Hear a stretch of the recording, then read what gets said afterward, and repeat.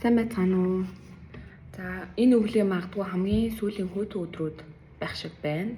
За тэгээд өөрт нэг юм хэрэгжүүлдэг бодож авдаг нэг бяцхан юм зүйлээ ярэ гэж утсан энэ бичлэгээрээ.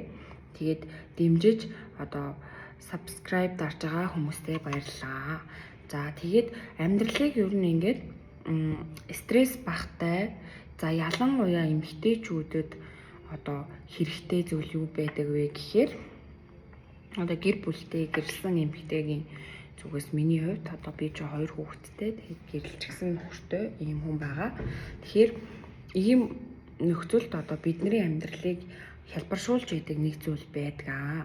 Тэр нь одоо юу байдгүй гэхээр минимал буюу ийм хит их бараа бүтээгдэхүүн, хит их хэрэглээний юм эд хогшил гэсэн үг. Цуглуулах маш дэмий байдаг. Би ер нь ингээд бодоход багасаа ер нь хувь хүний онцлог нь байна нэг тийм одоо эдийн шуналгүй гэх юм уу нэг тийм эд юм цуглуулдаггүй байсан. Тэгэнгүүт тэр маань надад энэ яг гэр бүлтэй болоод амьдрал зохионгод амар одоо маш их хэрэг болж байгаа гэсэн үг. Нэмэртэй. За тэр нь жишээ нь юу байх вэ? Харсан хувц болгоноо би авдаггүй. Харсан гэрийн тавилга болгоныг сольдгоо. Одоо ингээд байнгын юм эд нэмээд идэггүй гэсэн үг. Үнэхээр эвдэрлээ солих шаардлагатай бол солино. Эсвэл урагдчвал оёд өмсчдөг. Одоо юу гэх юм? Байнгын шин юм хүсдэггүй болцсон гэх юм уу? Яг тэгэхээр эн чинь нөгөө одоо нэг энэ өвөл ингээд дуусч хахад урагдсан оймс байлаа гэж бодоход цэвэрхэн өсгийг ингээд нэхэд одоо оёд ингээд өмсчдөг. Тэгэхээр энэ өвлийг барчих юм бол дараагийн шинэ оймс авчиж болно. Хит бүр амар биш юм юу биш л те. Хит бүр юм нарийн гэсэн үг биш. Зүгээр ингээд та тухтай зүглээ удаан хэрэглэх дуртай. За жишээ нь тэрэн дээр нэг жишээ хэлэхэд би 2017 онд одоо баг 10 жилийн өмнө анх удаа гадагшаа явж байгаа байхгүй юу? 25 настайсан Европ явж үзэж байгаа юм. Тэгэхэд би Сандээс тухайн үед 65 мянгаар надад айгүй үнэтэй санагдчихсан. Ийм үүргэвч авсан байхгүй юу? Calvin Klein гэсэн бичгтэй ийм борооны цув шиг материалтай. Гэтэ мэдээж тэр оригинал биш. Гэхдээ маш чанартай. Тухайн үеийн 65 мянган цүнх гэдэг бол ер нь чанартай доорн муунууд нь 20-30 байсан юм чинь. Тэгээд хар өргөвч авсан. Тэгээд тэр өргөвчтэйгээ би нэлээд явсан. Европын ганц нэг орон үзсэн. Тэгээд тэр өргөвч надад одоо хүртэл байдаг. Тэгээд сэнжин жоохон ийм мөрөвчнийхэн хэсэг жоохон юу хатсан. Өргөвчний яг үрдэг хэсгэн дээр нь жоохон урагдсан. Тэрийг би оёод одоо би ингээд хаяа бас нөгөө баяр ёслоор юм цуглуулгахдаа үрдэг байхгүй юу? Хэрэгтэй үедээ. Тэгээд тэр цүнхийг харахаар ингээд нэгдүгürt амар дурсамж надтай маш их одоо хамт байсан зүйл гэх юм уу эд юм маань. Тэгээд хоёрдугаар шууд хайж чаддгүй муудсан ч гэсэн зүгээр ингээд хайртай гэх юм уу эд зүйлтэй. Тэгээд ингээд байнгын би шинэ зүйл ингээд авдаггүй. Одоо жишээлбэл Монголд удаан амьдарч байгаа хүмүүс бол мэдж байгаа. Нэг гадагшаа одоо дулаан оронд байхгүй бол мэдж байгаа. Хавар намрын гутал жишээлбэл Монголд илүү хэрэглэгддэг. Нэг өвлийн гутлаад бараг 3 өвөл хүн өмсөх боломжтой байдаг аахгүй юу? 3 сар өмсөд тэр чинь ингээд 3 өвөл гэдэг чинь нийт 9 сар өмсдөг. Нэг гутлыг авсан гутлыг. За тэгээ 2 өвлийн гутал, 3 өвлийн гуталтай бол бараг тэр 5-6 жил өмсөх боломжтой Монголд. За тэгээд гутлан дээр л би аюул ач холбогдол өгдөг. Гэр бүлийнхнийхээ гутал ингээд чиг татахгүй сайн брендing тийм байх хэвээр. Тэгээ Монголд хамгийн хэрэглэгддэг хувцас бол хавар намрын гутал байдаг. Тэгэхээр авал баг хавар намрын гутал нь өсгийтэй 1 2 3 өсгийг нь 1 2 3 байж ивэл танд илүү хэрэгцээтэй. Гих мэтчлэн харсан болгоно авдаггүй гэсэн үг. За энэ зан маань ээж болоод 2 хүүхэдтэй болонгууд яг адилхан. Та маш их хувцас судалдаж авдаг, маш их эд хогшил цуглуулдаг болвол та хүүхдүүдийнхээ тоогоор тэр болгоныг бас адилхан авна. Тэгээ өөрөө тэрийг имхэл зэгцэлж янзлна. Тэгэд намайг дуурайгаад хурц гисэн бас яг ингэж шаардлагатай хувцас авдаг. Юу гэсэн үг вэ? Байн өмсөж амжихгүй. Бид нар ч одоо ингэж ажилтаа хүмүүс чинь ингэдэг байхгүй юу? Байн явахгүй баяр ёслоор хувцас солигдож байна. Тэгэд өдөр тутамд ажилд ингэж өглөө гараад орой явахад тэгэж амар олон хувцас ордгоо байхгүй юу? Төдийлөн тийм их хувцас ордгоо маа. Яг амьдраад үзвэл хавар намрын хувцас л өрнөх хэрэг болдог. За тэгээд хувцас хунараас ахуулаад. За тэгээд яг ерөөсөө нэг ийм одоо баримжаатай хүнд бол бүх төрлийн хувцас сунар ийд хогшил адилхан туснаа. Хүүхдүүдтэй ч гэсэн та нэг их юм ахгүй. Том ахынхын ямиг дүүд нь өмсүүлээд ингээд болгох чинь. Энэ яг нөгөө уламжлалт зан заншлаар нөгөө хувцсны тоо гүйцэн гэж ярьдэн шүү дээ. Ээж аав бид нэр жоохон байхад нэг их юм авдгүй. Тэрний яг бас утга учиртай л та мэдээж. Гэхдээ бас бид нар одоо хэдий юм элбэг байлаа гэд заавал шаардлагагүй байхгүй юу? Ялангуяа бага насны хүүхдүүдтэй ер нь хүүхдтэй ээж аавууд ер нь мэднэ хувцас маш хурдан багтдаг. Өвлийн гутал нь хавар болоход одоо өвөл дуусаачгүй байхад ингээд багтчихдаг. Эрэгтэй хүүхдийн хувцснууд ялангуяа. Тэгэхээр ахынхаа юмыг гүйлгэж өмсгөн шинэ хувцас авч ингэж нэгдүгээр тэнд эдийн засаг явж байгаа, хоёрдугаарт ингээд хэрэглэхгүй хог хаягдал үүсдэг байхгүй юу? Тэгээ хүүхдийн хувцсыг хамаагүй ингээд бас дамжуулж шилжүүлэх бас сонин байдаг. За тэгэхээр базаад хэлэхэд ерөөсөн бид нар ингээд өөрсдийгөө маш их юм хэрэггүй зүйлсээр ингээд одоо ядраачдаг. За одоо энэ аягыг жишээлбэл би сая ихчтэй хэлж байгаад баг авсан. Одоо нөгөө өөрөө гарч орж амжихгүй болонгод анаад хэлж байгаа авсан. Яагаад тэгэхээр нэг удаагийн хог хаягдал ингээд угаасаа бүр хэрэггүй байгаа байхгүй юу? Ийм аягаж угаагаад хэрэглэл чинь бид хэрэг одоо сүр нөлөөгүй. Тэгэхээр ингээд хүн ингээд хэдий чиний цөөхөн ийм ид хогшил хариулж хадгалж авч явна. Төдий чиний ингээд амар байдаг буюу менеж хийхэд амьдрахад хялбар болдог. Стрессийг бууруулдаг.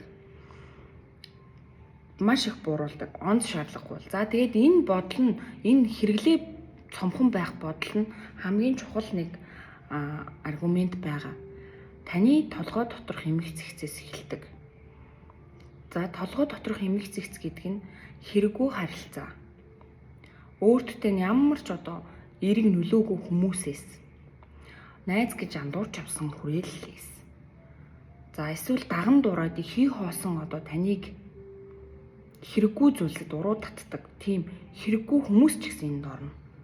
Хэрэггүй гэдэг нь ашиг хонжоон дээрээ биш. Зүгээр ингээд таны цагийг үрж идэг, танд ямар ч одоо эерэг нөлөө, сайн сайхан зүйл таныг авчирдггүй тийм хэрэггүй хүрээллээс холдох хэрэгтэй. Толгой дотор гэдэг маань энийг хэлж байгаа.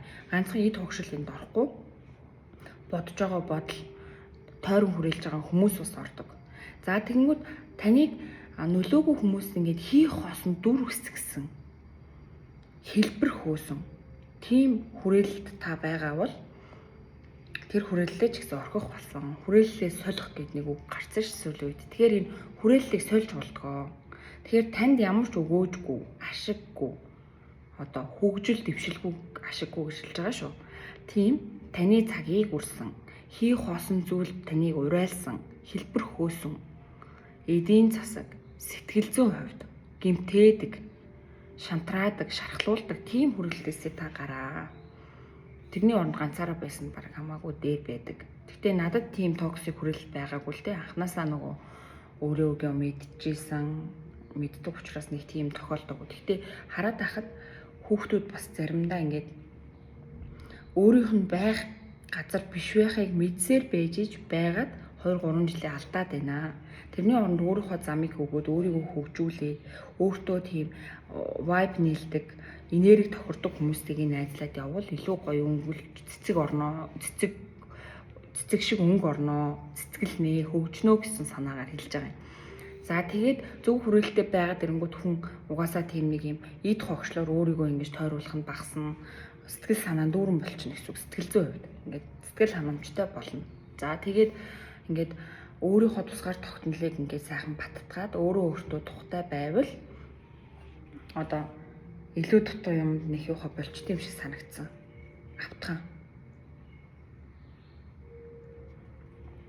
Тэгээд ашиглаж юу чадахгүй одоо ашиглаж одоо арчилж чадахгүй эд хогшил их цуглуулах болсон болоогүй хүмүүстэй ингэж байх, найзлах, хөрлөх яг уу ингээд цаг хугацааны хувьд хороотой одоо хорогдолтой. Тэгээд тэр нөгөө аимшиг хийд хогшлоо ингээд өөрөө цэвэрлэх, өөрөө одоо арчлах. За тэгээд та өөрөө тэр хэрээрээ хүүхдүүдтэйгээ нэмж аваад ингээд юу энэ бүх юм маань ерөөсөө эргээд ерөөсөө ядраадаг, туйлдуулдаг. Эргээд харахад та өөртөө гарт зарцуулах цаггүй болоод тэр бүхнээс салхдаг. Тэгээ эргээд харангуут яг үнэндээ хэрэггүй зүйлс л таны эргэн тойронд байж идэг. хүн ба амьтан ургамал гэдэг шиг тий ингээд амьтай ба амьгүй зүйлийг бид нар ингээд амьдрал тасар ихээр цуглуулж өөрч явдаг юм байна. Тэгээд тэр ачаанаасаа өөрөө залхдаг. Тэгээд тэрийг ингээд эргээд янзлах боломжтой байдаг. Эсвэл анханасаа бас тийм хөнгөн амьдарч сурах хэрэгтэй юм билий. Тэрнээс иш байр нь томрлоо гэд бүх ачаа бараан томрох шаардлагагүй. Нэг 5 өдөр тутмын 5 л халбах сэрэг ком хэрэгжилж болно. Тэгэхэд нэг тэрийг ингээл өнгөнгөр нь за үнэхээр хобби биш л бол тэрийг ингээл цуглуулаад тэрийг арчлаад тэрийг ингээл юугаал үнэхээр өмсөхгүй хувцснуудыг хідэн сая төгрөгөөр аваад тэгэл эргээл тэг хизээч өмсгөн мэддэхгүй нэг завхарсан юм хийгээл хураагаал хумайл тэрийг ядраал арчлал ингэх юм шаардлагагүй юм байлээ. Угаасаа ингэж ч байгаагүй л дээ. Гэхдээ ер нь бол ажиглаад байхад тэгээд стрессгүй сайхан байхад ерөөсөө эднэр хамаарнаа цөөн тооны яг амьдралд хэрэгтэй зүйлсээ хүн хэрэглэхээр маш хурдан цагийн цоон байгуулалт маневр сайжирдаг буюу тэрэндээ түүртэхгүй маш хурдан цэвэрлээ тэднийг ингээд нааш нь цааш нь болгох маш амархан хялбархан аз жаргалтай байдаг шүү. Тийм учраас маш гоё одоо юу ягаарай цомхон зэгцлэр юмнуудаа минимал те нөгөө Мари Кондогийн гэтээ сүүлд сонссон үнэнгүй юу Мари Кондо 2 3 хүүхэдтэй болоод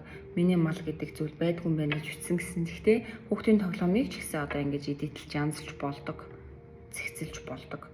Одоо уйдгаар нь хураагаад тал хувийн хураагаад хумаад эргээд уйдангууд нь сольж хэрэглээд өнгөрсөн одоо тоглож байгааг нь хурааж аваад хуучин хураацсныгаа буцааж тавиад ингээд мартуулж байгаа буцааж гаргаад иж болдог. Заавал шинэ тоглоом авах шаардлагагүй бас байдаг шүү. Хүүхэд бол тоглоомоос асар их өөддөг. Тоглоом авчихын оронд та өөрөө хамт тоглол баг илүү үр дүнтэй зарим тохиолдолд. За тэгээ өнөөдрийн гол санаа бол ерөөсөн хэрэггүй зүйлсээс ангижраарай. Цомхон байгаарай. Тэр нь таныг ингээд эргээ сэтгэлзэн хувьд болоод маш аз жаргалтай тийм хөнгөн амьдрахад тусалдаг. Одоо ерөөсөн энэ амьдрал чинь өөрөө их хялбар, хөнгөн тэг өдөр тутмыг бид нар ингэж өөртөө амархнаар шийтгэл асуудал байгаа байхгүй юу. Тэрнээс бол хангалттай төвжирэл, хангалттай стресс, хангалттай ийм нийгмийн одоо нөлөө байхад нэмж та өөрийгөө дээр нь ингэж баах юм хурааж цуглуулах ямар шаардлагагүй маа гэдэг санаанаасаа хэллээ. За тэгээд бичлэгтэй маань хамт байгаарай. Дараа бас бичлэг оруулна. Үздэгт маань баярлалаа. Комент бас үлдээгээрэй. Буруу зүрүү санаа оноо юу байна? Бас гоё санал, эерэг гоё шүүмжлэл бас авна шүү.